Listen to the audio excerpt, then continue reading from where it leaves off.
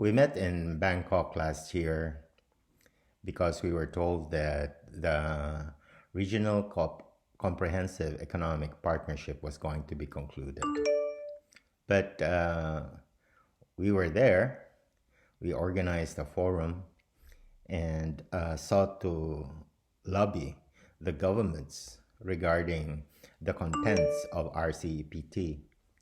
But the agreement was not concluded.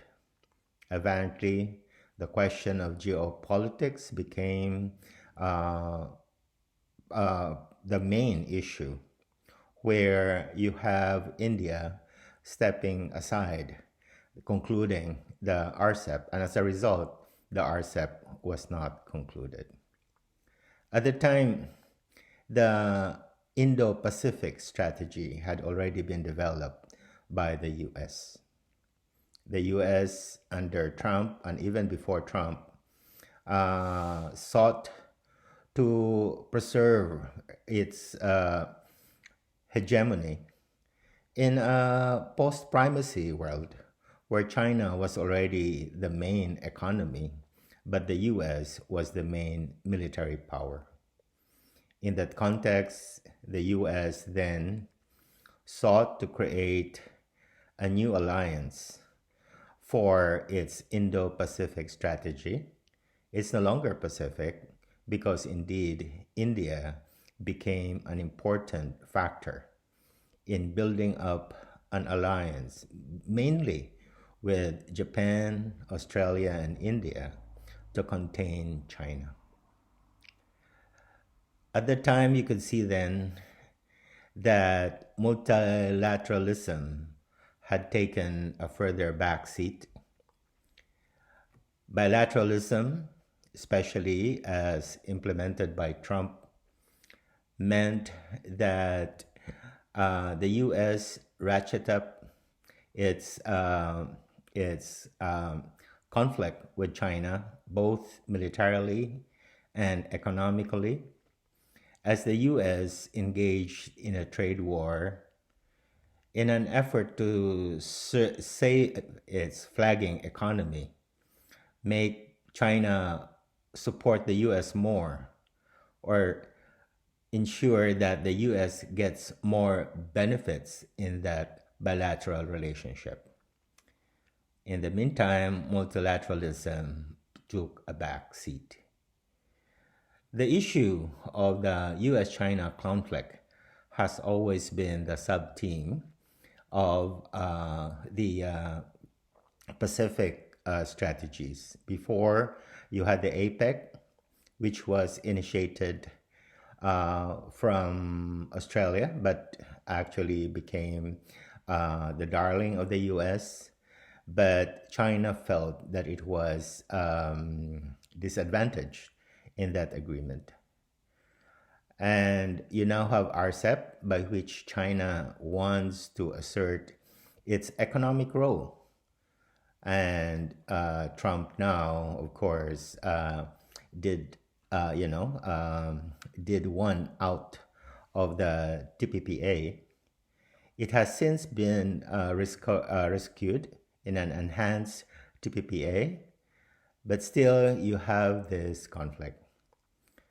We are not sure if in the upcoming negotiations in Vietnam, the RCEP is supposedly finally concluded. If India has finally realized that it has to keep its one foot in multilateralism. But on the other hand, all of this are about the geopolitics, and behind that is the interests of corporations. All this is not about the people. There is another conversation altogether that is not being highlighted in RCEP, and this is the conversation of a people's economic agenda, an agenda that's supposed to address the different needs of the people, both socially, economically, and at the same time, a demand for a new international economic order that is people-centered. Now, we meet again, and this time in the context of COVID. It's a changed world with COVID. You have a situation there where all countries are facing recession because of lockdowns in handling the pandemic, and the main effects, the victims of COVID, are not just the people who are sick of COVID, but also the economy, the families, the communities, the people who have lost their employment, and at the same time, you have a government that has not done enough to support the people.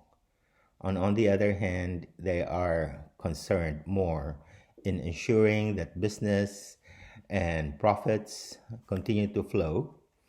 New corporations have emerged, taking advantage of this new situation, but a situation where the bottom line is about people's lives, hunger, lack of employment. But if you look at as they roll out the RECPT now, the problem is that you have a world that not just in severe recession.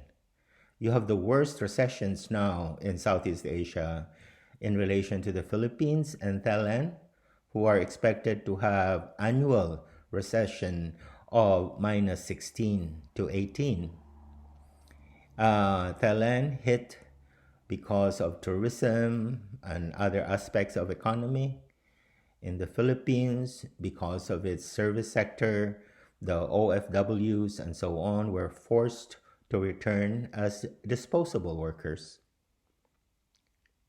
So still, the geopolitics remain. It's still about China and the US in a different equation, in a sense, an equation that is worse for the US, better for China. Because of better pandemic management, China now stands to have 4% increase, not a recession. On the other hand, you have a country that has been decimated by COVID. Supposedly, Biden has won the election, but we're not rid of Trump, which means to say the US is still, an unknown in terms of the geopolitics. The world now faces three existential problems. One, COVID. Our destruction of the environment has meant that more vectors have been created, and corona, the current version of the corona the corona, which is creating COVID-19, is one example, and more will come. You have the problem of runaway climate change, and as a result of that, you have severe typhoons in Asia, severe droughts, and creating more displacement for the people's communities and for the people's livelihood. Both COVID and climate change have been wreaking havoc all across Asia and the Pacific. But at the same time, under the Indo-Pacific strategy of the US, and as China tries to defend itself, but at the same time create its own sphere of influence, you have a situation of more conflict leading to possibly the danger of nuclear war. Multilateralism is already a sham in this world today, especially with the US trying to recover its post-primacy situation. also means that there's a lot of bilateral initiatives, which are not necessarily bad. But on the other hand, the world in this situation with three clear dangers, imminent dangers, means that there is time for multilateralism. But the next question is this a multilateralism for the people, for the societies, or is it a multilateralism of the power of the elite and the corporations? It's a question of people's survival, where livelihoods should be strengthened, saved in the context of COVID, where communities should be upheld and their economy flourish.